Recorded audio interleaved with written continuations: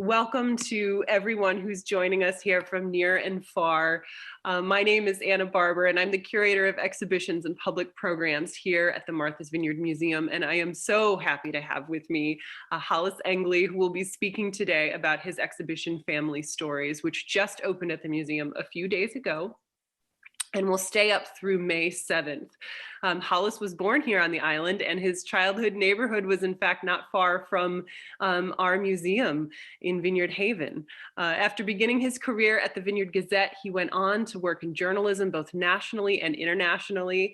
Today you can find him though at the Barn in Pocasset, the pottery studio that he shares with his partner Kim, where they create, teach, and sell their extraordinary pottery. So hey Hollis, thank you so much for joining us. Thank you for the invitation. What struck me first about Hollis's exhibit, a portion of which first appeared in an exhibit at Highfield Hall recently, was that it was so relatable. How many of us have inherited or collected large quantities of family photos destined to molder away in a shoebox in the closet. I know I have a bunch of them myself. But what Hollis has done, and with the keen eye of one whose job it is to craft a story, is to honor them by not only keeping their memory alive, but giving them a narrative and context. And as historians and curators like us at the museum, that is what we are always striving to do. Otherwise, as you stated, Hollis, these ancestors of ours who lived so that we could live, remain anonymous faces left in dusty attics. So before we begin, I'd like to let everybody know that the museum is currently open to the public, Tuesday through Sunday, 10 to 4. And we are not only adhering to the state health and safety guidelines, but we are going above and beyond to ensure the safety of you, our visitors.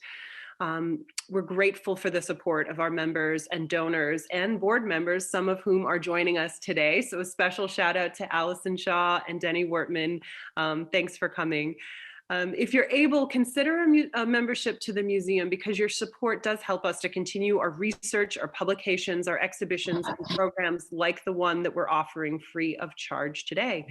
So as I turn it over to Hollis, I wanted to let you know that he will be taking questions at the end of his talk. So please post them in the Q&A or the chat box, and I will pass them along to him at the end. And with that, let me welcome you again, Hollis. Take it away.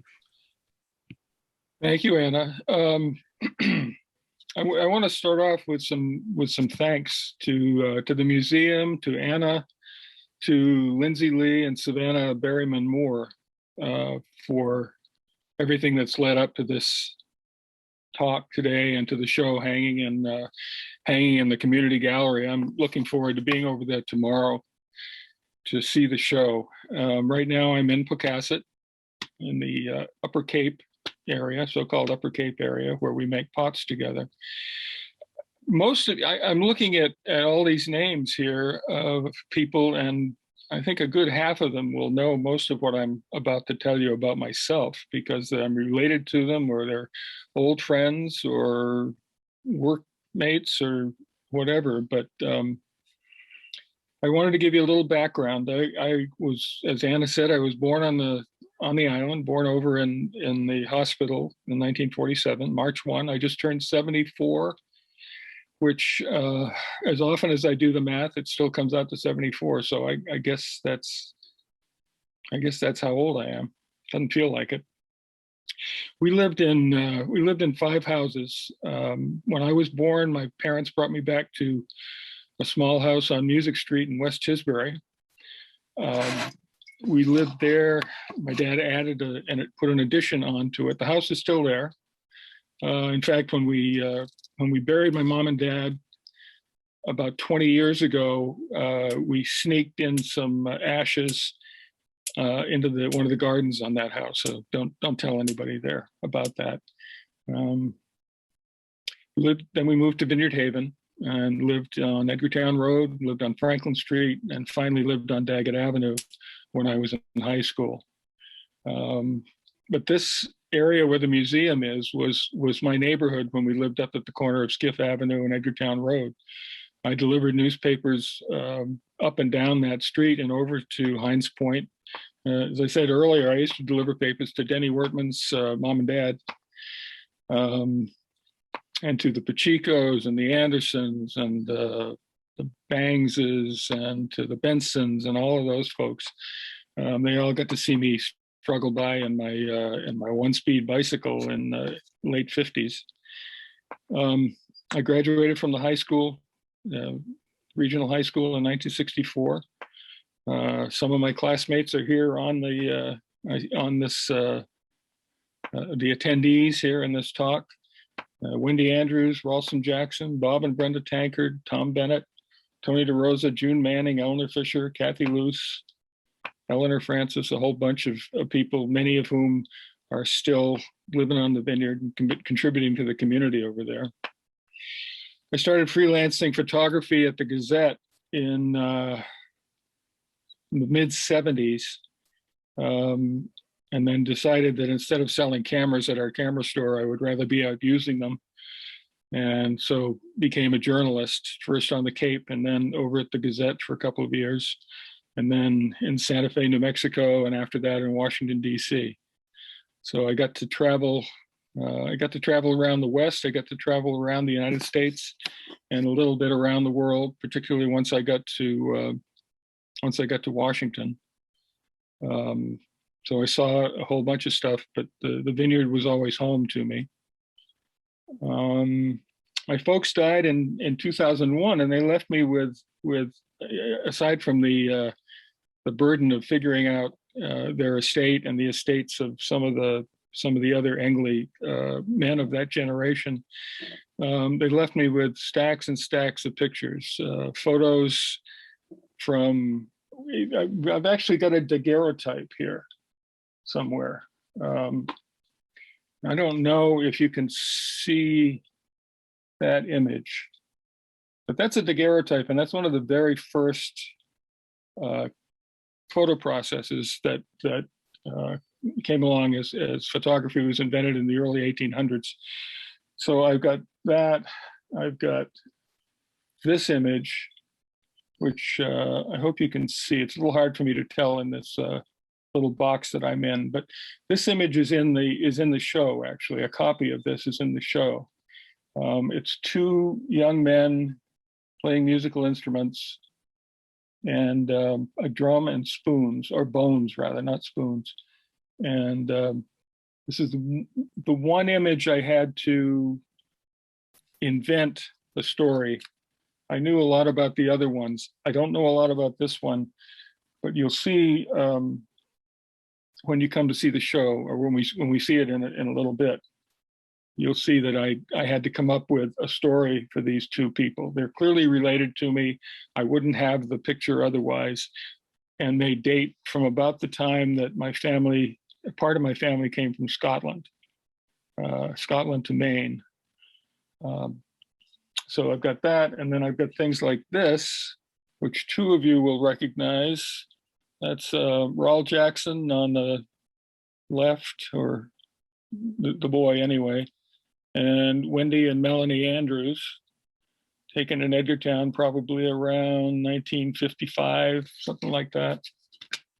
So they left me with a stack of images, thousands of images. And I've always been a photographer. I started taking pictures when I was in elementary school with a little plastic Kodak camera. It's always been part of me from then through high school. Barbara Murphy, who's on here now, was our high school yearbook editor. She was Barbara Thomas back then, and I was her alleged photo editor. And when I was, 17, I guess, at that time.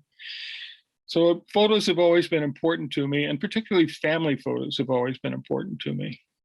And I needed, as I sorted through these things, and after Dee and I were, my wife Dee and I were divorced about 6 years ago, and I moved in here in Pocasset with my partner Kimberly. And I had all these pictures, and I had to figure out something to do with them.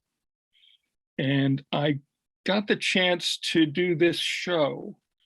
John Moore, who is a photographer over on this side of on the Cape here, was putting together a show of ancestry and legacy for Highfield Hall, and I thought that that would work as a good way to show some of these images, just a fraction of these images.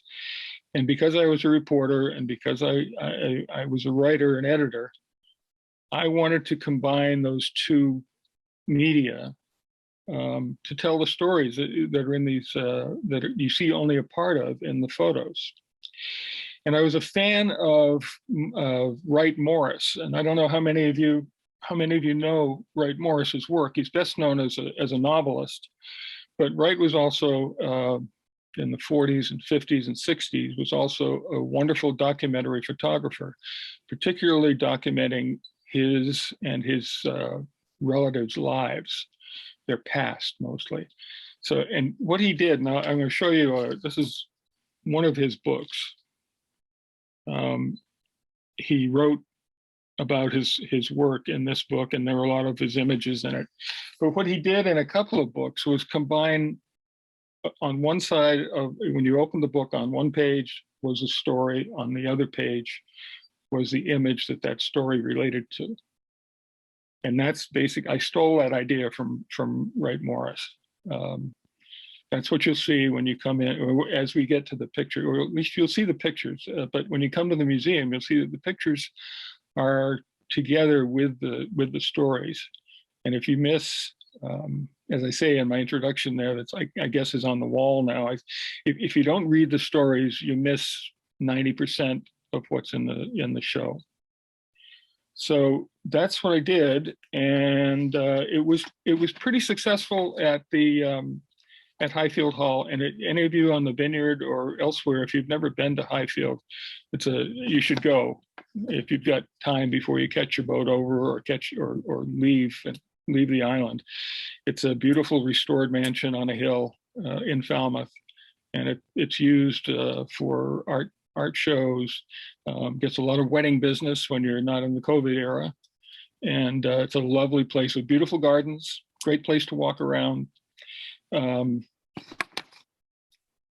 anyway, I thought, well, I have a script here. I'm trying to follow a broadly written script. Part of my point with this is that anyone can do this.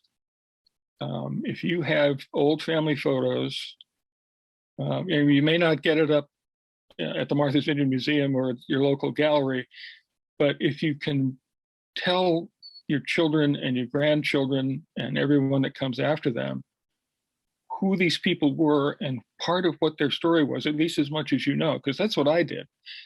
I'm hoping that somewhere along the way, some of these folks, I see David Steer on here. David's married to my cousin Bonnie, and David may know, or Bonnie may know, a fact that I don't know about my dad or my uncles or my grandmother. And I'm hoping that's the kind of thing that will be spurred by seeing this show, that you can go back into your grandparents' pictures, your great-grandparents' pictures, and sort them in such a way that you can tell the next generation who came before. Because if you don't know who came before you, you may not know who you are now. So, Savannah, where are you? There she is. Savannah's handling the pictures here today. This is the image that most people. This is the image that was used to publicize the show, both on the Vineyard and over in Falmouth, because of the straightforward expressions on the men, except for the guy with the 4 cigarettes in his mouth. And honest to God, I don't know who that is. I wish I did, and maybe one of you knows who that is. But these are three of the 5 men are my dad, who's sitting on the right with the pipe in his mouth, and my Uncle Roger, who's sitting on the left with the pipe in his mouth, and my Uncle Burton, whose first name was Hollis. He's one of the 4 Hollises involved in this show. He was Hollis Burton Engley. We on the Vineyard called him Burton. And when he worked in Boston, and they knew him as Hollis up there. This, I assume, is taken on the Vineyard. It has a feel of Chilmark or Quina to me. I would have been Gay Head in those days. I don't know exactly where it was taken. I don't know what the deal is with the pipes and the cigarettes. They all look very serious. These guys are all probably in their, I think this is pre-war. So they would be 18, 19, 20, 21 maybe. What I like about it, aside from the expressions, is the fact that Burton is in the background, clearly not being part of the general hilarity, which to me is very much like Burton. He was, many of you knew him, I'm sure. I know the relatives knew him, and I know some of the other people knew him. He stayed back from the crowd, generally speaking, and we'll cover him a little bit more later on. Okay, Savannah. This was the Puritan was the home of what I think of as the original Hollis Engley.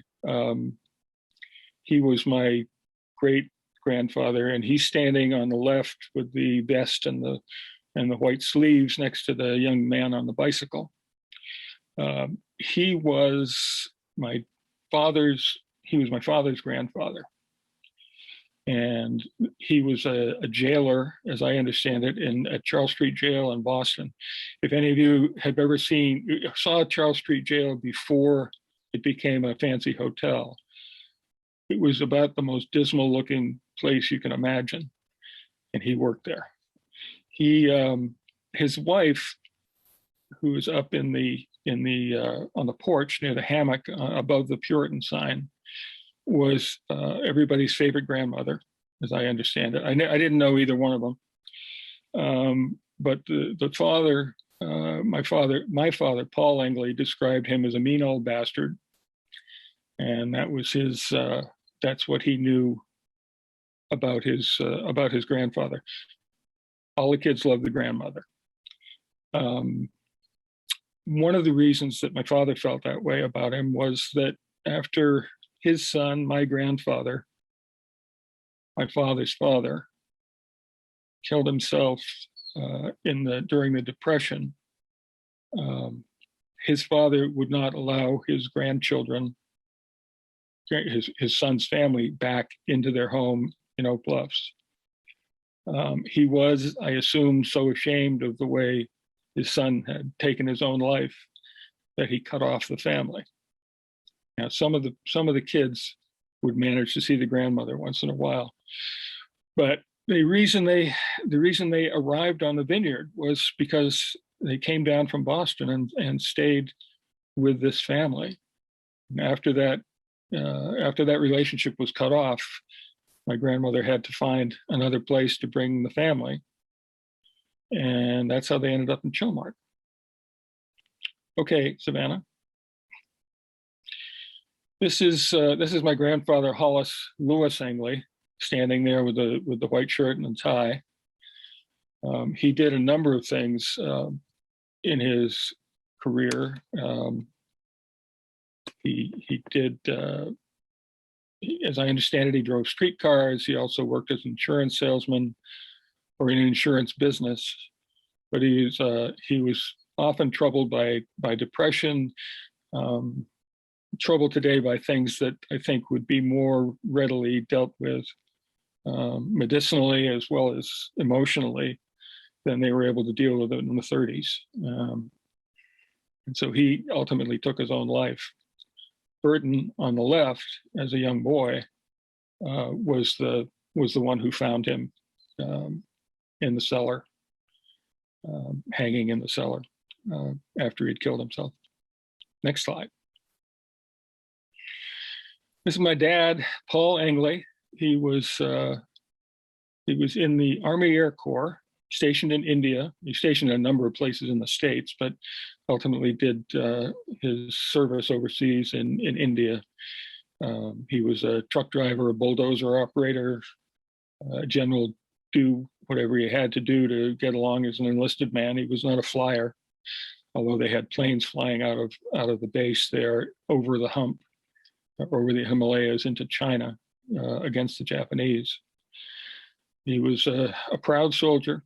This would have been during his time before he went to India. When he came back from the war, and all three of the older brothers in the family served, and they all came back alive. None of them, as far as I know, saw combat, although I think my father saw there was a little Japanese bombing happening in India once in a while. Dad came back and he never joined the Legion. He never joined the VFW. He never marched in Memorial Day parades. He just came back, went to work as a carpenter, and spent the next 35 years doing that. But he still carried, and I still carry one of them. He still carried his dog tags on his keys, on his keychain. He always had them with him, and I buried one of them with him, and I kept one on my own in my own keychain. The sound of those two dog tags hitting each other was very distinctive. Next slide. These are people in on Fayal, I believe, from what I could tell of the pictures, and these would be either relatives or friends of my mother's grandfather, Anton Andrade, who became Tony Andrews, or Anton S. Andrews. And these were in a stack of photos that clearly had been sent over from the old country and kept for years. These may be relatives, these may just be friends. I don't know, but I love the faces on them. Anton came from Fayal. He met his wife over here. Coincidentally, both of them from the Azores, and they married here. Next slide. So we're jumping all over the place here. This is my great grandfather, Bob Andrews, Captain Bob Jackson. I can see Raul Jackson is listening in on this. I can see him shaking his head when I said Andrews. Bob Jackson was a swordfish captain. He was one of three sons who were orphaned in 1893 when their father Hiram drowned in an accident or an overturned boat in a storm off Cuttyhunk. They lived at that time on Cuttyhunk, and Hiram was a member of the local life-saving crew, and they went out to rescue the brig, or try to rescue the people off the brig Aquatic in 1893 in a big storm on Sow and Pigs Reef, and the boat overturned in the surf and killed my grandfather and several other young men in the Cuttyhunk community. Bob Jackson, here as an old man fishing off the Edgartown Pier, went on to have three schooners, be the swordfish highliner out of Edgartown for years. And during the Second World War, or the First World War rather, had one of his schooners shot out from under him, basically by the submarine crew, a German submarine crew. They surfaced near him. They ordered the men off the boat. They put a bomb aboard the boat, and as the men rowed away, they sank the boat. And he ended up having a new one built. The family story is that insurance paid for the new boat, and the German reparations paid him a second time after the war was over. Moving on. This is not a relative.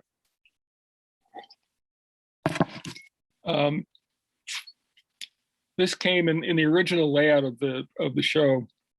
This came at the very end to show a little bit of what I did with my life.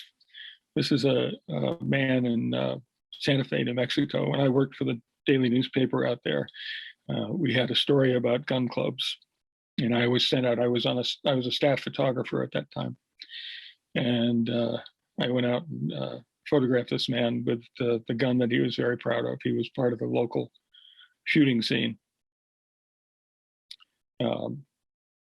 Onward. This is my mom.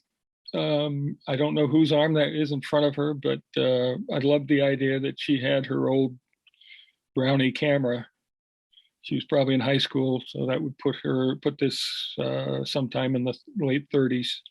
She graduated from Tisbury School in 42.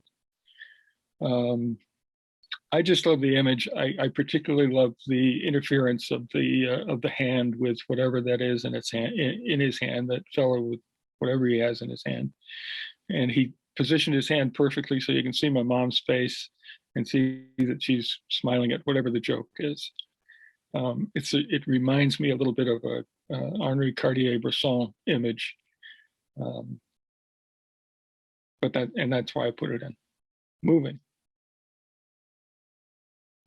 This fellow is not a relative, and some of you may have seen this image before. I think around the turn of the last century, it was pretty commonly on the walls of people on the vineyard, particularly people in Vineyard Haven. This is Josiah Cleveland. Josiah was he's making an eel trap here. He was the grandfather of our next door neighbor on Daggett Avenue, Rod Cleveland. Some of you, I'm sure, will remember Rod, who was a fisherman. As a boy, he fished with his dad off no man's land. They actually would go in the spring and live in the village on no man's land and fish off the vineyard. At that time, they had a catboat. They would swordfish. They would fish for whatever was out there. Rod later had a skiff at the foot of Daggett Avenue, or actually the foot of Owen Little Way on the harbor. Near Daggett Avenue, next to the Vineyard Haven Yacht Club, and Rod would row out into the harbor and fish out there. As I was growing up, this would have been in the early '60s. So I'm not related to Josiah. I didn't have a real good image of Rod, and I love this picture of Josiah. So I pirated it and put it in the show. Moving. This is not far from Rod's house. This is my left hand holding out my first Kodak camera at our house in Daggett Avenue. What the water you see in the background is Vineyard Haven Harbor and Oak Bluffs beyond that. I've done a lot of self-portraits over the years. This is probably the first one. I was maybe 13 at the time, 12 maybe, something like that. Anyway, not a lot to tell beyond that. Those of you who know my brother Tom, who's the only sibling still living on the vineyard, this is Tom as a little boy. Clearly you can tell from the expression on his face that he would just as soon not be standing there holding two flags. This was taken, I'm pretty sure, by my grandmother, Edna Andrews, who was forever setting up her grandchildren in places they would rather not be. And this is at Edna's house at the corner of Skiff Avenue and Edgartown Road. Undoubtedly Memorial Day, because Memorial Day was a big day for flags back then. My grandmother was a member of the Legion Auxiliary and sold poppies on that day, like a lot of the women in the auxiliary did. And I love the image. I wish it was sharper, but you work with what you got.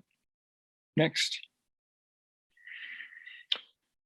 I don't know the man on the right. The man on the left, I'm pretty sure, is my grandfather, Billy Andrews. He's the son of Anton Andrews. So Billy was full Azorean blood vineyarder and American. Billy became a barber, and it's possible, though I think unlikely, that some people on attendees now would have remembered Billy. More than likely remember Billy's son Howard, who who was very well known on the Vineyard. He's my uncle, my mother's brother. Billy, I assume that Billy was in New Bedford or Boston at a Wild West show or something. It's such a goofy picture. And I just love it, but I have no information other than what I've just told you. I think it's a great picture. I showed you this. Actually, I showed you the original of this earlier. This is one of the older images in the show. The fellow on the left has a drum. The fellow on the right, it's a little hard to tell unless you look closely, but he's playing the bones. If you know what the bones are, they're usually beef ribs, dried and cleaned up and used like spoons were used as the rhythm part of a band or the rhythm part of a duet like these two guys. I don't honestly know who they are because they're in the family, because their picture was in the family collection. I assume we're related to them. And because of the era, when you come to the show, you'll see the story says that they left Scotland out of the port of Dunoon, which is near the town of Toward, which was the little village where my people came from. That part of my people came from. I love the image. I hope I'm mostly right about what I said about them. This is, as you can see, A.S. Andrews Tonsorial Parlor in Vineyard Haven on Main Street. Very elegant. He took care to make everything the finest he could make it, the finest he could afford. That's Antone with the mustache on the left. Warren Anderson says that the drum in the previous picture is an Irish bodhrán. Okay, it looked like it. So this was Tony Andrews' parlor. He not only cut hair, he did women's hair. He also was an agent for the Star Lines, which was a shipping line, or a passenger shipping line from Europe over to this country. He set a lot of Portuguese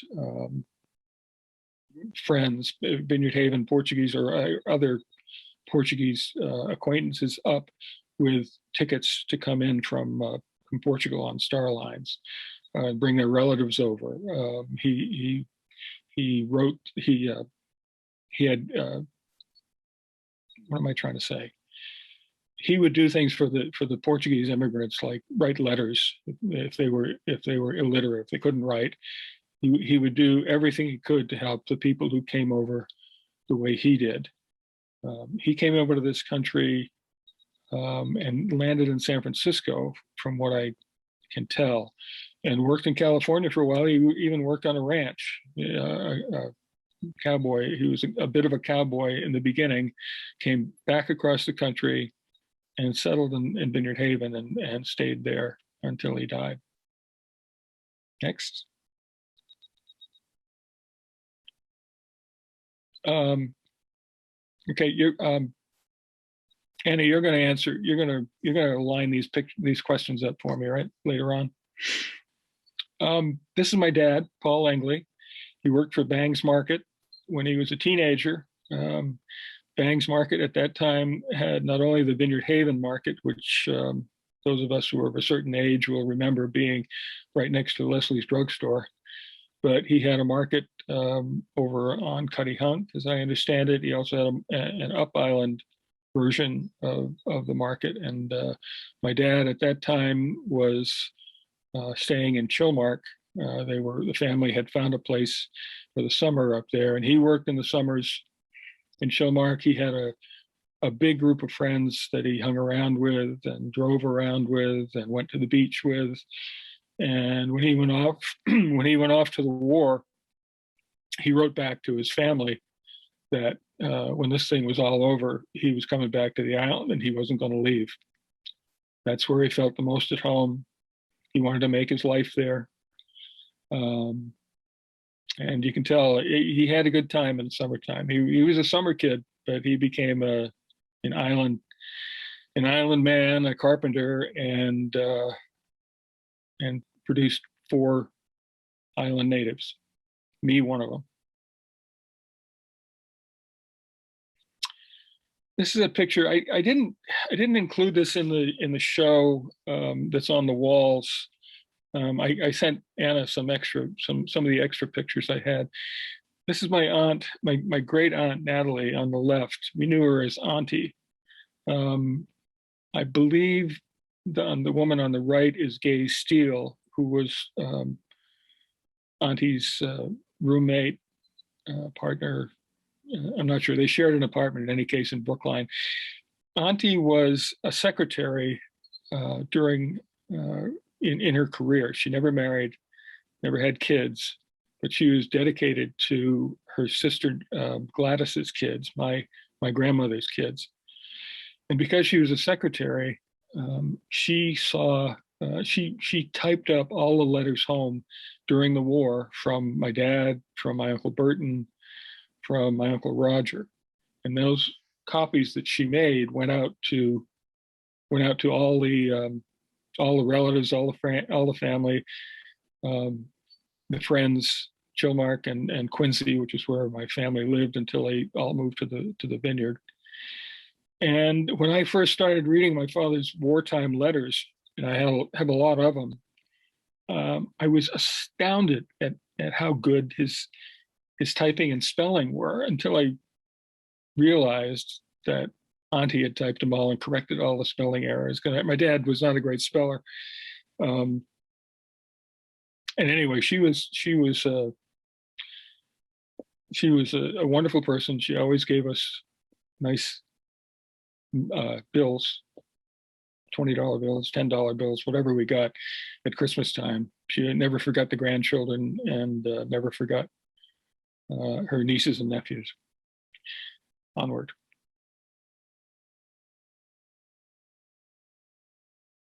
Hello. There you go. This is my grandfather, Hollis Engley. All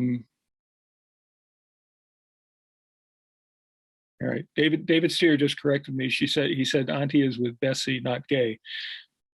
So I totally believe that, and I don't think I knew Bessie as well as I knew Gay, but that's a correction. That's worth getting. This is my uncle Hollis Lewis. Probably, I'm guessing this was during the summer in Oak Bluffs when they were there for the summer. He was a twin. Some of you probably know Bob Murphy, the real estate baron over in Oak Bluffs. Bob's a cousin. Bob's grandfather was this man's brother. Bob's mom, Marjorie, was Marjorie Engley before she became Marjorie Murphy. So we share that. That's another cousin relationship. I got cousins all over the place. But I love the bicycle. And I love the shoes too. This was taken aboard, I believe, aboard I'm guessing actually, aboard one of my great-grandfather, Bob Jackson's boats. The woman in the center, not the woman with the hat, but the other one, is Edna Andrews as a young woman. This is clearly a picnic on board the catboat. I believe, although I'm not sure, that kid who's sort of goofing off on the left-hand side is my cousin Rawls' father, Ralston Jackson. He was a late addition to the family, and he was well cared for by my grandmother Edna. There in those days, we have a lot of older pictures of the two of them together. And Rawl has stories about Edna visiting. Rawl, my age, has stories about Edna visiting them down in Edgartown, and how much she loved that family. I just love the picnic the picnic look of it, and clearly it's on a cat boat, which is very cool. Next. The man in the center is Billy Andrews, who some of you people may remember. Billy was like his father, was a barber. He took over the barber shop in the 30s, married Edna Jackson, and produced these two kids. My mother, Lucille, on the left, and my uncle Howard, William Howard Andrews, on the right. My mom went on to become a nurse and then a mother. Howard went on to do a whole bunch of things, mostly working for the telephone company. But he was an auctioneer. He was a hunter. For a time on Edgartown Road, they raised pheasants. He and some friends raised pheasants in a big caged-in area behind their house. He was a Marine in World War II and fought in, as I understand it, fought in New Guinea and probably other places too. I don't know his military history all that well. This was again taken at the Edgartown Road house that Billy and Edna shared, although they didn't necessarily share it amicably all the time. They had a kind of a stormy relationship. Next. This is the little story. This was not in the original show, but I love this picture because it shows an incident. It shows the aftermath of an incident on Easter one year, probably around 1959. If you look at the young boy on the left, that's my brother Tom. He was the baby of the family. Tom, in that shortly before that photo was taken, had gone down below a shelf that was in the kitchen of this house. This was on Franklin Street. And my mother had put 2 pies on that shelf. And Tom stood up and knocked the shelf over and knocked the pies on the floor. And we were headed to Easter dinner at my grandmother's house. I think we had probably been we looked suitably impressed by what my mother had said rather loudly to us, and Tom looks totally shameful. So I love this picture. Next. Bob Jackson again, great-grandfather. He's playing, hitting fly balls to, I believe, to his great-grandchildren.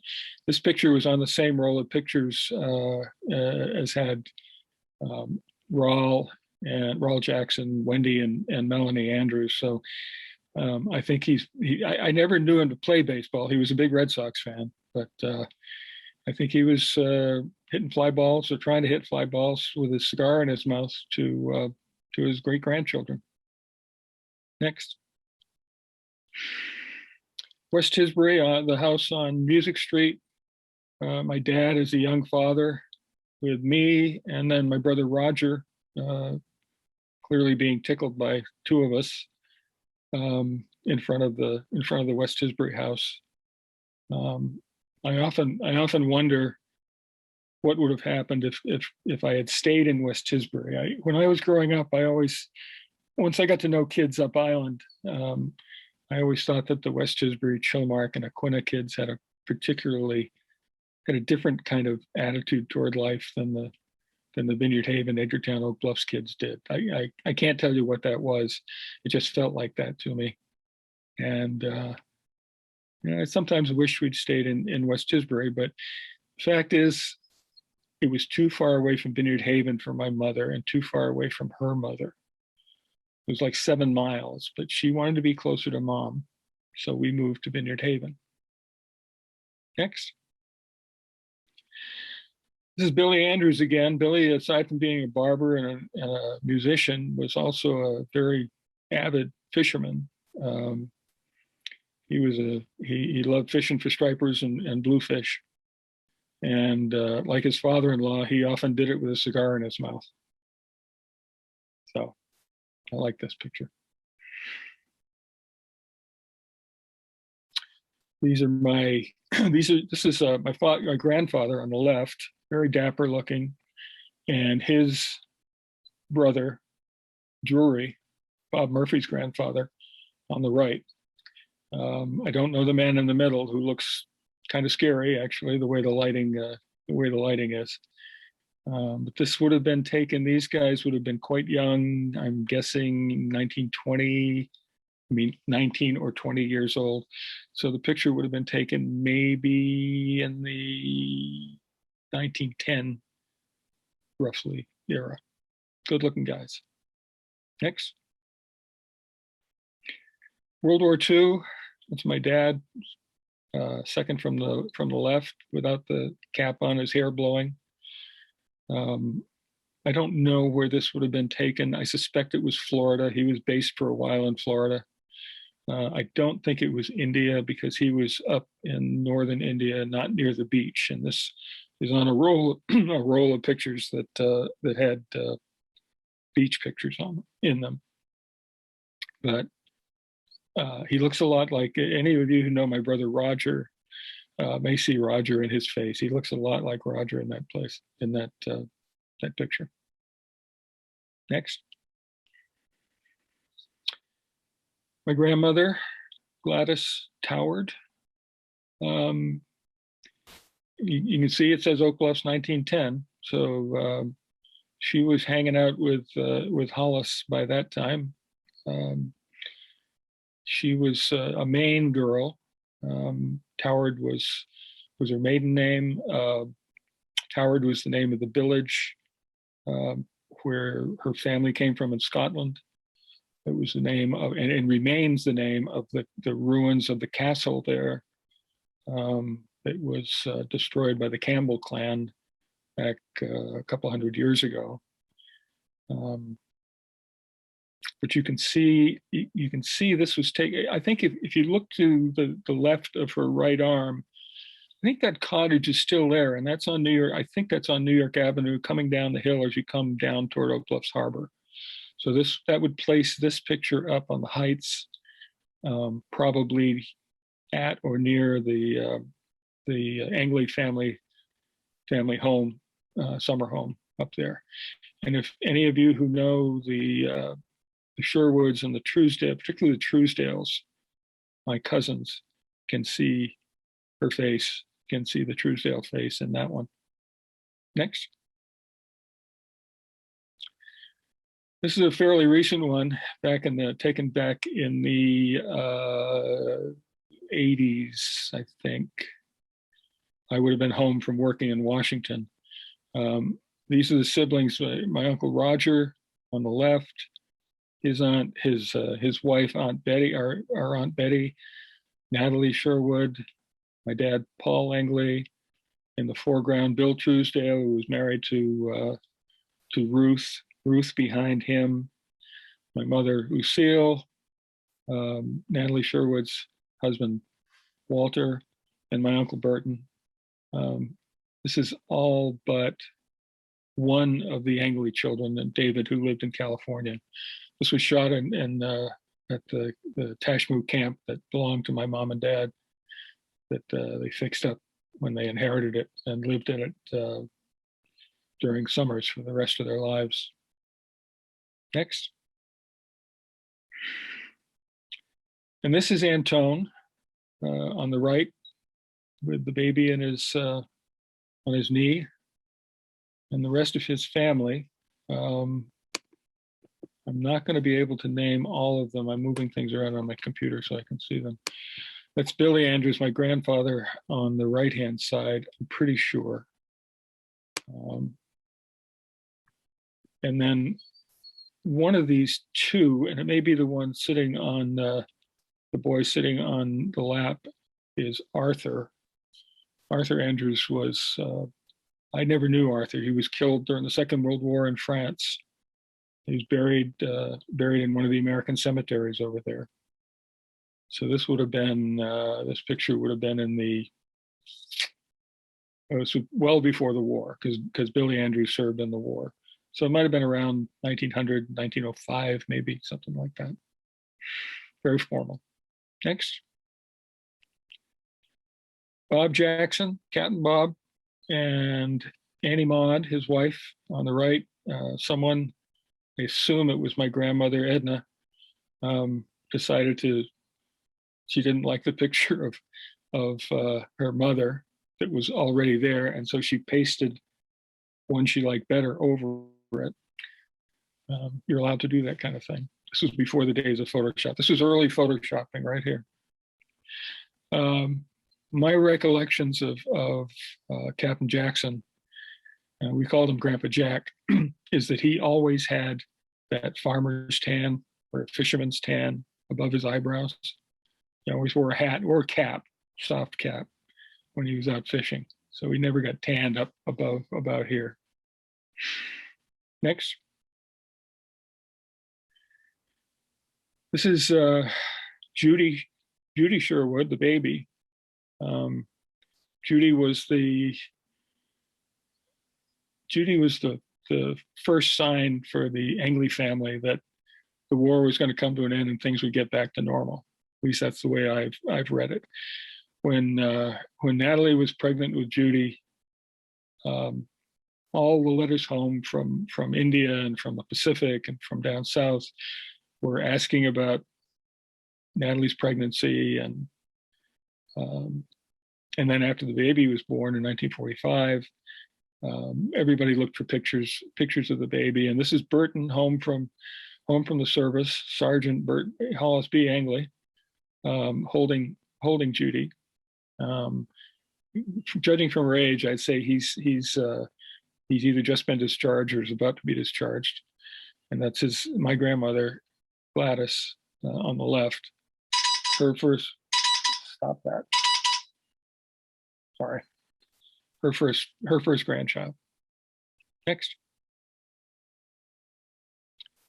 This goes back before the war, maybe about the time these folks all got married. That's Drury Engley on the left, and his wife, and my grandfather, Hollis, after that, and Gladys.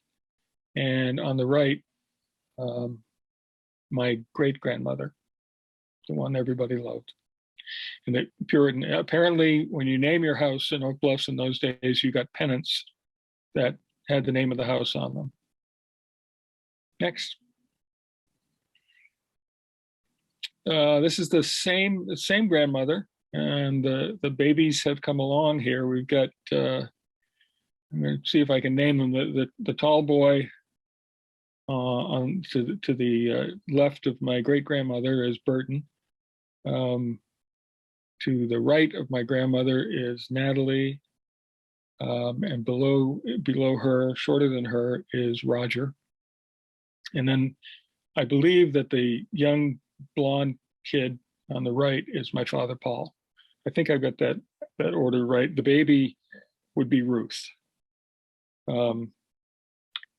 David Steer or anybody, any other cousin who wants to correct me, I'm happy to be corrected, but I think that's right. That's all. That's it. Grandpa Sherwood, John Sherwood, he's the only grandfather I knew, and he was not a blood grandfather. He married Gladys after her husband died, and he was a Maine man. He was from Rumford, Maine. John was a good man, a hardworking guy. They like having the grandchildren up there, and we would go up overnight sometimes, and he would take us fishing down in Tiasquam River, which was just right down the property, just a few minutes walk down the hill from there. And so he was an avid fisherman, and I don't think he ever caught a brook trout that was longer than about 6 inches, but he would have been pretty happy with that. He married my grandmother Gladys. His son Walter married my aunt Natalie. So Bonnie and Judy and Sally Sherwood kind of shared 2 grandfathers in him. The one blood grandfather on their father's side, and sort of a step grandfather on their mom's side. It was an unusual relationship, and sometimes I'm sure it took a little explaining to do. But he's the only, he lived until the late 60s. He moved back with his family to Maine after my grandmother died. Next. My grandmother, my mom's mom, Edna Andrews, again as a teenager. I don't know the fashion to wear hats that look like crowns must have been prevalent at that time. I love the picture. I have no idea what the story is with what's on her head. Next. Again, these are the twins. This is Hollis and Drury, holding hands, wearing shoes that you button up, it looks like. But again, this is, and this doesn't look like the Oak Bluffs house. It looks like probably the suburban Boston house that they lived in. Clearly dressed up for the picture. Next. Is that it? We've gone through them all? That's it. Okay. Thank you so much, Alice. That was great. We had a question that came through wondering from Doug Thompson, who wanted to know where the Puritan was or is, if it's still here. Where the which is? The Puritan. Oh, I'm sorry. I should have said that. The Puritan burned down. It burned down in the 20s, I believe, and they rebuilt. They built a house to replace it. So the Puritan is no longer. Where was it? It was in the Heights, Oak Bluffs, above Sunset Lake, back maybe 2 streets. If you go off New York Avenue, headed toward what was the old Oak Bluff School and the cemetery across the street. If you get off there, it would have been on your right in that area of Oak Bluffs. So from the height of it, from the upper porch, I'm sure you could have looked down onto the harbor, assuming that there were no trees or houses in the way. What a beautiful spot. Yeah. I was thinking as you were going through all of these, especially considering you started with more than 1,000, or you said thousands of pictures, what led you to the selection that you made, especially for the exhibit? Were there some family members that you were drawn to, or were you letting the pictures and their sort of composition and the interesting things going on in it kind of guide you? Well, I liked most of the pictures I chose because of their quality.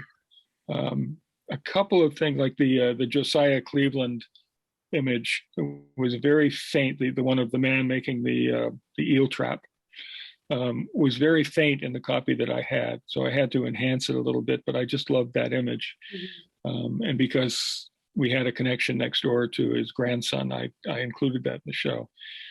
Mostly, I was looking for images that would tell a story without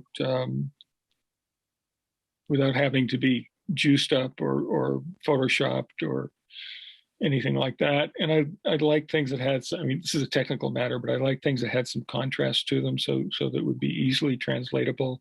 People could easily read it when they saw it on the wall.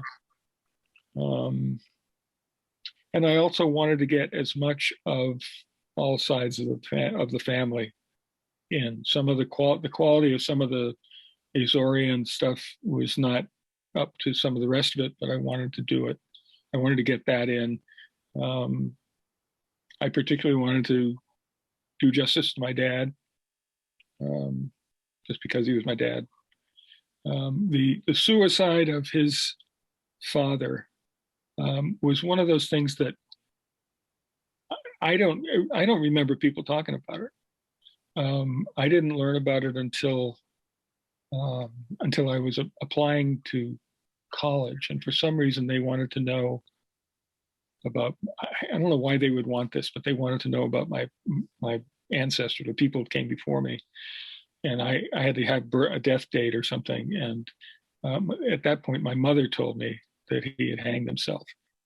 And from then on, it helped explain some of the things, some of the relationships in my family between my father and his brothers. My uncle Roger, who a lot of people knew because he was a builder in West Tisbury. My uncle Roger became the substitute father in that family. He quit school and went to work and helped pay for things. He bought my dad a 22 rifle when he was 12 or 13 years old, early on, after my grandfather died, and that was his way of welcoming his younger brother into the grown-up world a little bit. And then my dad ended up working for him as a foreman of his construction crew after the war for the next 30 years or so. So I wanted to try to get as much of that across as I could. Inevitably, you're not going to get it all, and some people won't get it when they read, and that's fine. And some people will only look at the pictures and won't see the stories, and that's understandable. But I really urge everybody to read the stories. Yeah, I appreciate that you make that the request in the intro text that just take a moment, take the time, and I hope that people do. So we're just a couple minutes past our time, but there are a few questions that came through. Sure. So I wanted to try to just take a couple, and if we can take a few extra minutes, knowing folks may need to step away, but if we can take another 5 minutes or so, there are fine with me. Okay. So Ralston Jackson is asking, did Edna's work influence you? Say that again. Did Edna's work influence you? Ralston is asking that. My grandmother, Edna, became, and I don't think I said this while I was talking, she became a reporter and was known across the island for writing about the vineyard for the New Bedford Standard Times. And it might have. It's hard to say. I didn't know her as a reporter. When I knew Edna died in 1970, she was 70 years old. She was born January 1, 1900, and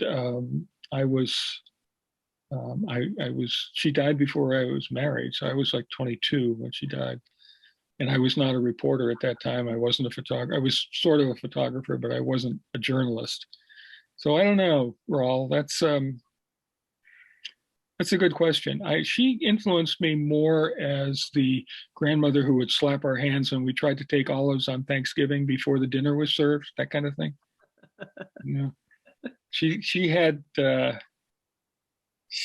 temper. She was very straightforward.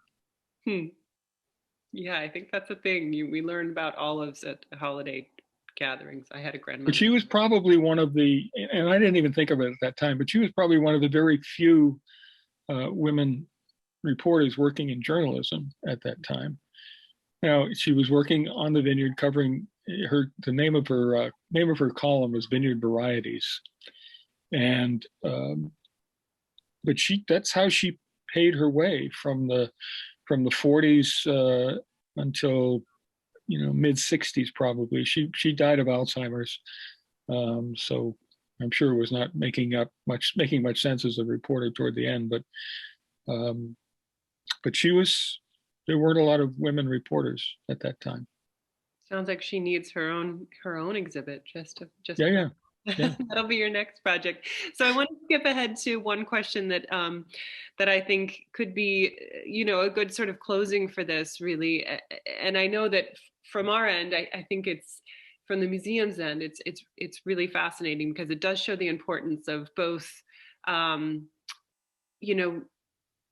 caring for the collections that you do inherit, and giving them that life that continues on. And one of the things that we're always, Bo, our librarian who does a monthly series where we're looking into our archives, is constantly saying to people, write the names of the people in the pictures on the back of your picture, Exactly. any information that you have, because someday down the road, people will be trying to piece these stories together. So Brenda had a question about, did you learn anything about taking and collecting and organizing the family photos? And do you have any recommendations for the rest of us, who probably all of us are at some point going to be in the same predicament?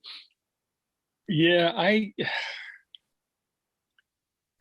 fortunately, I can't walk this computer back and show you the table where the photos are, because no one would be inspired to organize it the way I've organized it.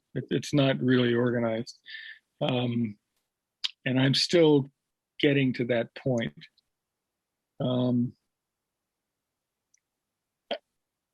I think getting the work on to the next generation is the way to go. And if you can do that, I've gradually tried to get pictures and other memorabilia to various relatives, cousins, and I know that Jill Steer was on here earlier, and I told her I'd give her grandfather's worm case from when he went fishing, and I've still got it downstairs. So I'll get it to you, Jill. I'll get it to you. But this is a good example. Let me show you this. See, this is just a beautiful. It's a beautiful album full of wonderful photos, wonderful images, portraits of what must be my family. But not a one has a name on it. Not a single one. So other than the silver plaque that says John to May, February 9th, 1880. I don't know who John is. I don't know who May is. And I have no idea who those people are in there. They're related to me. So the other thing I would say is, if you've got any pictures, and today mostly people have things on their phone, if you've got any pictures and you know who's on them, write on the back of them so that the 2 generations down, people will know. And it sounds like what's clear too from the program today is that relying on the help of other family members is key, because they may have answers that you don't, or have memories that you don't, and I think the key is photographs are a very unstable medium, and so scanning them and not doing anything with them, I think from our end, is that making sure that they're protected and cared for. Right. If you can, you do have the ability to get acid-free folders to put photographs in, keep them out of light, try to keep them out of particularly humid places, right. Don't stack them together because they'll get stuck. But I think, and Susan Klein just made a comment here, it's getting on with it. It's actually making the time, which is probably the hardest that's exactly thing. Right. Is because you probably didn't anticipate, the amount of hours or the amount of work that goes into a project like this, because you're involved in your family. It's not something too that you can sort of, right. Step aside from. So, and the sooner you do it, the more likely the older generation is still going to be around to answer some of your questions. I would love to have asked my dad, my uncles, my aunts, who these people were, what the relationship was, things like that. Now, that wouldn't have helped me with the 1880 album, but it might have helped me with some of the 1930s, 1940s stuff.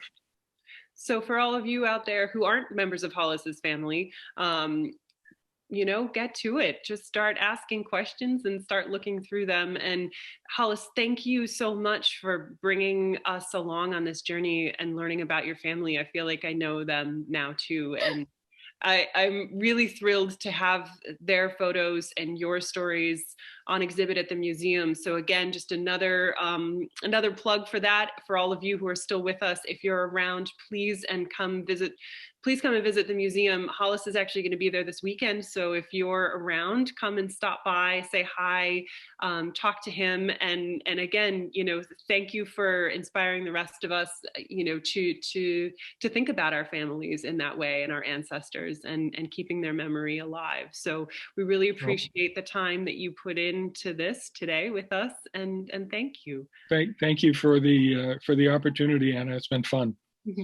All right, until next time. Thank you everyone for joining us, and have a wonderful weekend. Bye, guys. Bye.